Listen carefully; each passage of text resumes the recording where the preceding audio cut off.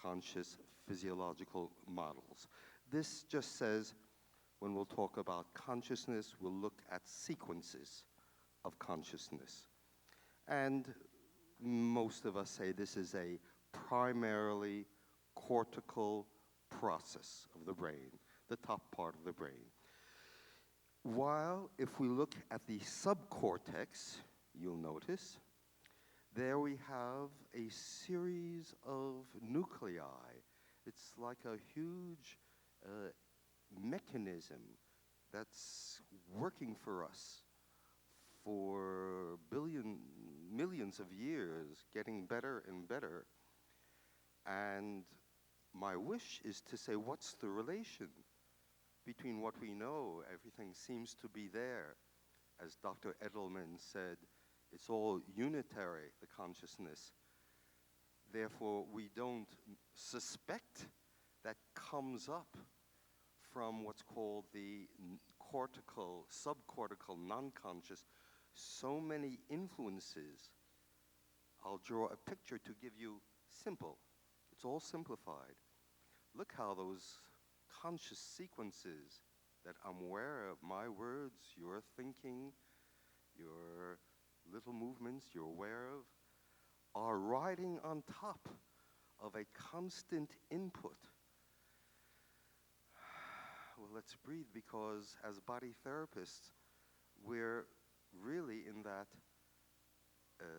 great existential moment.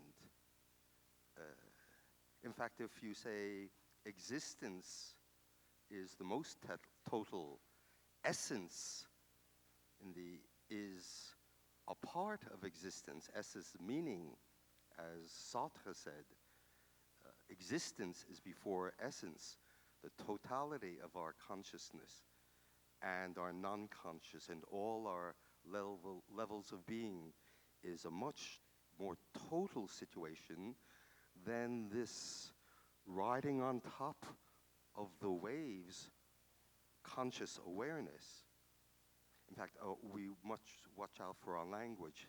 If somebody says experience, it's not clear if he's saying the conscious experience. So let's use these ideas to create more precise language. I'll say consciousness, periphery of consciousness, dynamic unconscious, a working memory. All this can come into consciousness.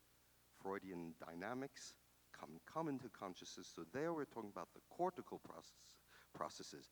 But today I want to go into the subcortical processes.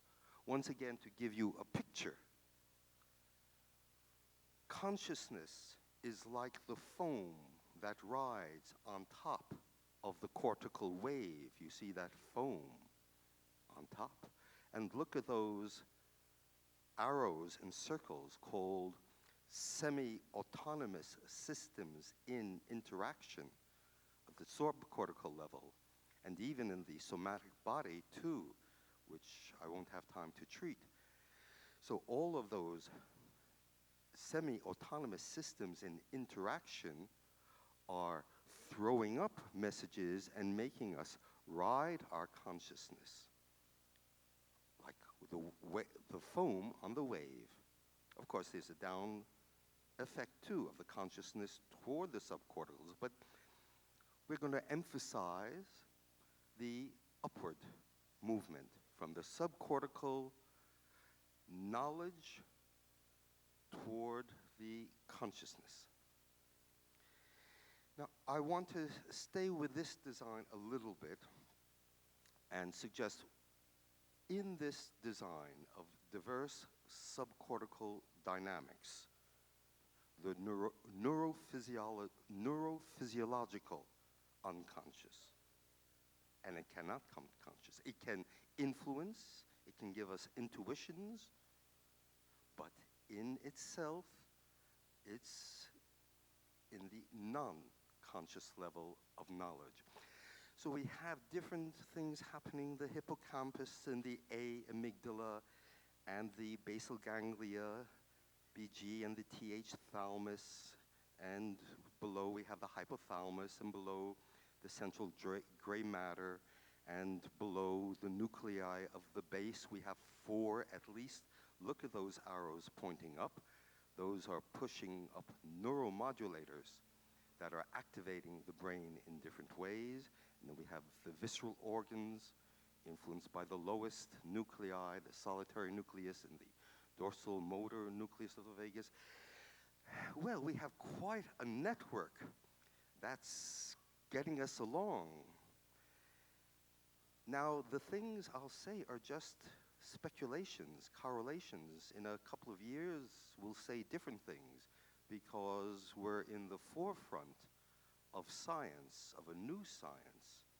And I think the point of this is stimulate the curiosity and the awe when we can see what's happening inside. Now, I want to, let me just see, I think ahead, no, I'm going to go back. We saw a beautiful image of Dr. Tronick yesterday using Alan Shore's ideas that the sympathetic and the parasympathetic, different levels of the autonomic nervous system, are playing at multiple levels in the brain, playing at the highest frontal lobes, especially orbitofrontal, and playing in the singular gyrus, and playing in the amygdala, the hypothalamus, the tegmentum, and lower levels.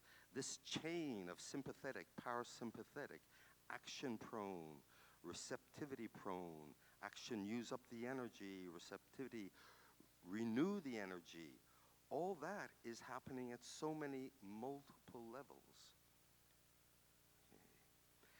And when we say, therefore, there's a little bit of experiential discomfort, we might call episodic part of the non-conscious knowledge. The episodic is what's happening. Shore and others emphasize these aspects of the autonomic nervous system, a kind of experiential level. Very important, I propose, is to include now the basal ganglia, because that's where the main subcortical regulation of action routines is occurring. And if we can bring that into mind, as Edelman reminds us, and understand that basal ganglia is getting information from so many levels of the cortex and the amygdala, etc., and then influencing the thalamus as a subcortical station, gateway, and then these messages are shooting up, so that before we thought the thalamus was mainly taking in the proprioception of the body and the environment and the perception, but Edelman says yes, but it's also taking in our motor sequences. And these motor sequences influencing the thalamus then are influencing cortical sequences, perhaps even thought sequences. Now, we're getting more and more complete idea of the brain. Edelman also says we may have a tendency to focus on one point or another as a dynamic. The amygdala is much correlated to emotions, and the hippocampus with spatial aspects with some intentional influences, etc. But he also reminds us of distributed processes. Distributed processes means in any moment, the whole brain is working.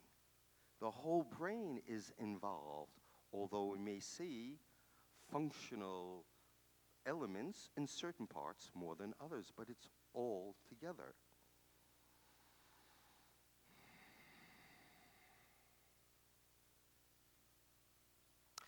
Just want to mention about what I saw in the film that I really appreciated. We saw an interaction with a mother, and the baby is playing in a reciprocal way. Our colleague Daniel Stern talks about attunement, meaning intensity correspondence, rhythmic correspondence, and even shape correspondence of movements. And based on this attunement, people are feeling good together, acting well together. And then Dr. Tronick has found this very marvelous way to interrupt it in a subtle way, hopefully not really damaging to anybody, it's very momentary, of the still face. Now, the still face, how is that creating so much disturbance? Well, Ledoux says not only is it being registered in the conscious cortical part of visualization, but even our subcortical amygdala is registering this still face. At the same time, I've been thinking, but why is the baby so unhappy and disturbed? So I want to add another point, which is very connected to ideas of body psychotherapy. Yes, we're dealing with emotions, inner perceptions, true, but we're always in a certain awareness of the action system. Let's imagine the person who's depressed for a while. Those amygdala feelings are working up very strong. They're sending up influences of the thoughts toward the cortical levels, they should be influences downward toward the hypothalamus and lower autonomic nervous system, and visceral effects, and even hormonal effects and immunological systems are being affected by the amygdala. But the amygdala is also laterally almost sending to the basal ganglia the message, move, let's move. The hypothalamus is contributing, also the frontal lobe and the other singular gyrus, they're all indicating move. So when there is no movement for your situation, that's very, very suffering creating. And I've been interested, how is that suffering so great? It's an output system, the basal ganglia. Why should it have a retroactive effect, not only toward the upper consciousness of the cortex, but even, it seems, of the subcortical levels? Well, we don't know yet, but there's an interesting aspect. Look at the NACC, that's the nucleus accumbens. It's an intermediary station between the amygdala and the basal ganglia, also receiving inputs higher up from the singular gyrus, etc. Well, let's imagine that nucleus amygdala in some way gives us a feeling, I'm powerful. What is the evidence that the nucleus amygdala gives us the I'm powerful experience, which is then going all over with re-entry and everything, it's distributed? But the person who takes cocaine has this drug go right into the nucleus accumbens, replaces the normal dopamine, and the person feels so powerful for a few hours. It's great, they say. Look at them. But when you understand what I'm saying, you'll never go near that, because for weeks and months longer, he cannot get his dopamine functioning normally again in the nucleus accumbens. He's in withdrawal, unhappy, suffering. He'll have to go to communities and other things. So look at the contradiction. He's got that very momentary cocaine, nucleus accumbens, great, connected to the power because it's shooting to the basal ganglia. The strength and the basal ganglia is giving routines. But his situation is in complete disequilibrium after, for a long time.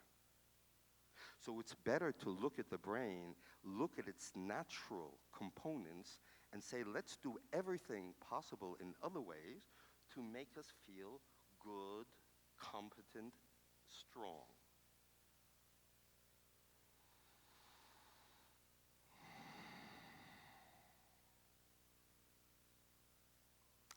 Now, when I saw that baby in his unhappy state, receiving from the mother the still face, that still face was not only a stimulus that creates difficult sensation.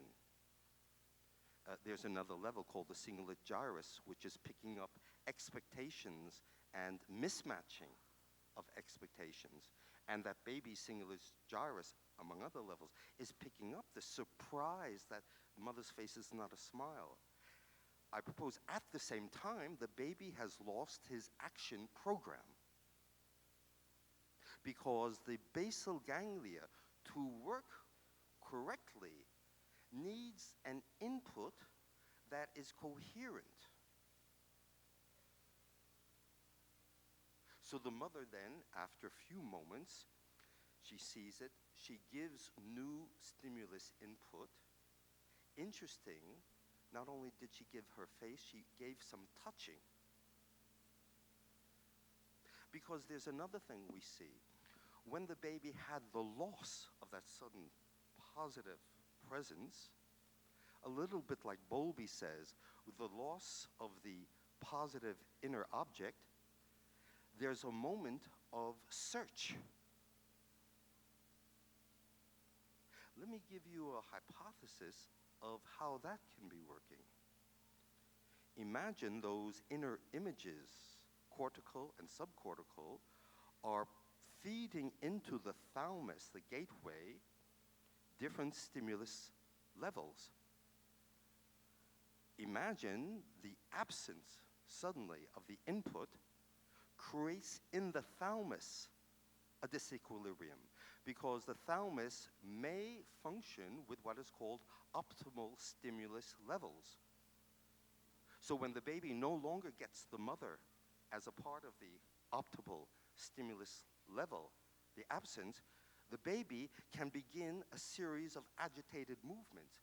They say it's the search for the mother. Yes, that's true, but I propose it's also helping the thalamus return to an equilibrium, because the thalamus is needing some new stimulus.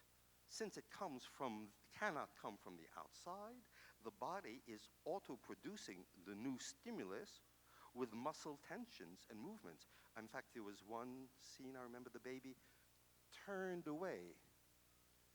Okay, maybe there was something on the visual that could be stimulating the unhappy perception with the mother, the visual, but also that turning was creating a counter stimulation into the muscle system, and then its return up through the ascending reticular system to get back to the thalamus and help the thalamus maintain a little bit of equilibrium.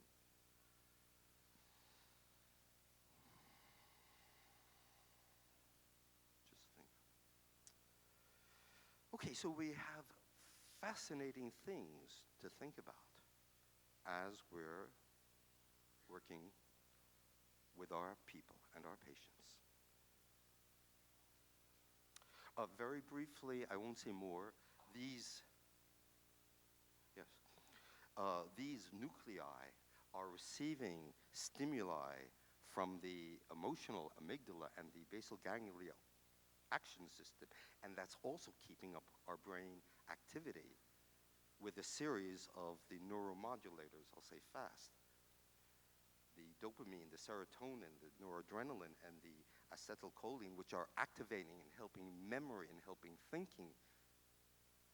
That justifies our active learning methods. As we did with the facilitators, we got in and we begin to do the game. There was no long explanation. And I propose your action system was learning very quickly and has a good memory of what you're learning, so that tonight, this afternoon, when you go back to your group, you feel, you just use the action system with confidence, and you're going to have good connections in your groups of 10. So that's action-oriented learning, called active learning. And it'll be remembered much longer than any series of ideas. Just like driving the car is much better remembered for years and not reading the handbook. But I want to have time to go to the clinical situation. Isolation, loneliness. There is the cortical level. I know I'm isolated. I know I'm a home. In fact, the typical life today is maybe a little bit like the still face of Dr. Tronick. I come home from work. I've had activity. And what do I see in the house? 4 walls. That's like a still face. So I'm agitated. What do I do? If I have not developed a basal ganglia routine of music, creativity, design, exercise, diary writing, something, if I have not developed it, well, actually, we do have a solution. We dissolve the brain, in a sense, with the television. I wonder if they ever tried with those babies to shoot in lots of images, and maybe the baby will lose its momentary agitation and also will lose its sense of I and the other in life. Let's think about television. In any case, the isolation and the loneliness are connected to experiences of obsessions. That means it's the same thought that repeats itself. No sequencing, same thought. Helplessness means the connection to the basal ganglia is pretty stopped. And negative mood, lots of reasons, but means the whole thing is in disequilibrium. Now, what's the brain doing then? I propose a simple idea general is to say, in that isolation, prolonged, we get reduced circuits. Edelman's technology, Gerald Edelman's, would be a reduction of re-entry, spiraling, interacting cycles, vertical and horizontal, and a reduction of the distributed processes of the whole brain. So we have whole brain reduction of functioning in prolonged isolation. And the person is quite unhappy, depressed, and says, "Doctor, I don't know what to do. I feel hopeless."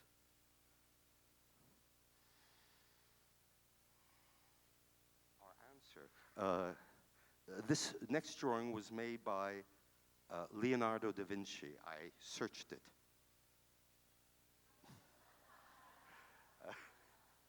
You'll find that only in special textbooks, sorry. Eventually it'll be fixed. So look at the positive self-other dynamic. Look at the 2 arms stretched out in an inviting way. When we understand that the basal ganglia needs a little bit of encouragement to go forward, this little openness is encouragement. Too much invasive, but just encouragement. Then one of the ways we have in the psychotherapy developed by some schools to really help the person let it out is that these movements will follow the laws of Daniel Stern and Dr. Tronick, the laws of attunement.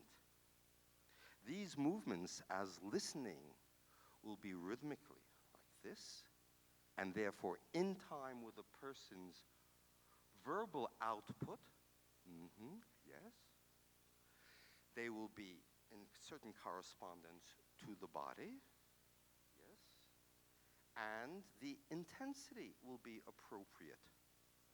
Soft, parasympathetic for the cry, and very strong, intense, to sustain the anger levels.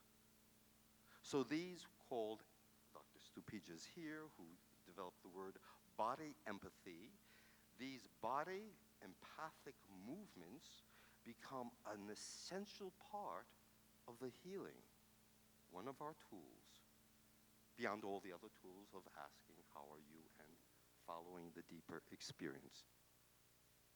One point, when I'm talking about the action, you're thinking about, okay, muscular action like this.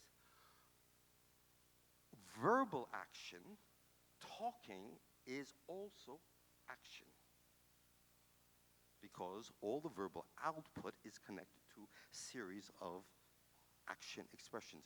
Yesterday, there was a very interesting incident. There was a very strange speaker who was so identified with his verbal action output that when he had the visual stimulus of his material blocked, it was like a still face experiment. This strange speaker got into a little bit of a rage. Inappropriate, of course, but just to show how much this action system wants to go forward and can be blocked even by a simple visual block, or even somebody's talk